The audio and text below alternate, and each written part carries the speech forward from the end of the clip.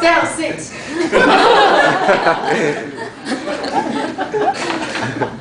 Let's try that again. So picture a home in the country during winter. Christmas is approaching, and there's this much snow on the ground.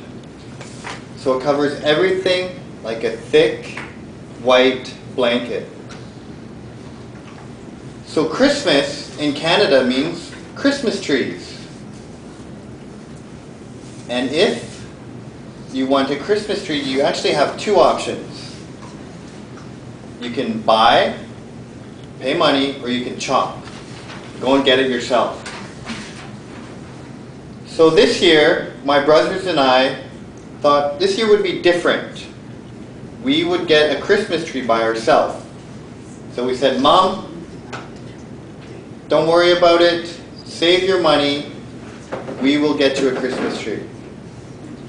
My mom was reluctant, nervous, hesitant, but her children are showing initiative, motivation. So she said, okay boys, go get me a Christmas tree. Now there are two important things you need to get a Christmas tree. One is tools, and the other is transportation. So the tools we had a nice big saw, a nice big buck saw, with a big handle and a blade at the bottom. And this saw is very handy because you can actually have two people pulling on each side and sawing the tree. So we had that, check. The second one was transportation. In theory, you need a pretty big vehicle, like a pickup truck, to be able to take the tree from resting place and then take it home. My older brother had a Honda Civic hatchback, which is a very small car. It's kind of like a smart car or a Mini that you would see around Taipei. So very, very small car, only 2 doors, but we thought, hey, we're going to still get this tree. It's fine, we'll work it out. We drove maybe about 10 minutes to my friend's home because in the back there was actually a big tree farm that had been abandoned. So we trucked through a trail, we got to the tree, my brothers and I are hacking this tree down, and in theory it sounds pretty easy. You just go and you hack the tree down, but it took a really long time. And so we're pulling and pulling and taking shifts, but before that we really needed to find a tree that we thought would impress our mom. Now in Canada, the bigger the tree you have, the better. Because you don't want like a little small tree, because in theory the bigger the tree, the more room under the tree, the more presents. So we're like, let's find the biggest tree we can, lots of room for presents, everybody's happy. We take a long time chopping this tree down because we're thinking the ceiling should be around 8 feet. And so we're like, okay, where is a tree that is going to just fit in our home? Just brush the ceiling. But we didn't bring a tape measure, so we didn't know. We looked, we found one, and we thought, well, if it's too big, it's fine. We could just, at home, we could just cut it off or bend it. It'll be okay. We cut down the tree, we take it through the trail, and we get to my brother's car. And we're like, okay, Will, what do we do?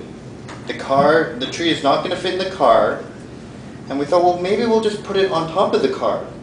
It's a small car, we can just put it on top of the car. We have some rope, but the tree's too heavy. And we tried to put it on the roof, and the roof kind of started to cave in, like this. I'm like, okay, that's not going to work. And then we thought, we got it. Because there was so much snow on the ground, remember there was about this much snow on the ground, we could just drag the tree. We've got the rope, tie the tree. Because the snow is slippery, we can just drag the tree home. It's not very far. It's only about a 5-minute drive. And there's so much snow, we think it'll just be like a sled. Just slide across the surface. So we're patting each other on the back. Good idea, guys. Let's tie it up. Tie it up. driving, and we're thinking, Mom is going to be so happy when she sees this tree. It's a big tree, it's beautiful, and it didn't cost her anything.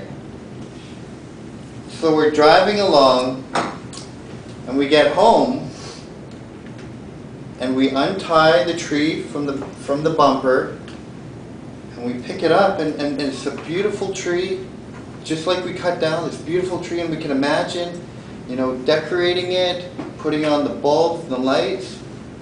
The problem is the other half of the tree is flat. Because what had happened was when we had dragged it, it had dragged along the road. And so the road and the friction, it was like a big piece of sandpaper. So it just kept dragging it. And so on one half, there's this beautiful, lush green tree. The other half was flat. And so we're like, okay, we show Mom, and we're like, Mom, look at this tree we got. And she's like, wow, boys, it's a beautiful tree. And we say, well, there's one little issue, and when we turn it around, it was flat. And we're like thinking, well, on the upside, we could put it up against the wall, right? Put the flat side up against the wall, and it will still be a beautiful tree. My mom disagreed. So we ended up using the tree for firewood and then going out and buying a tree later. So that is how not to bring home a Christmas tree. And that's my speech.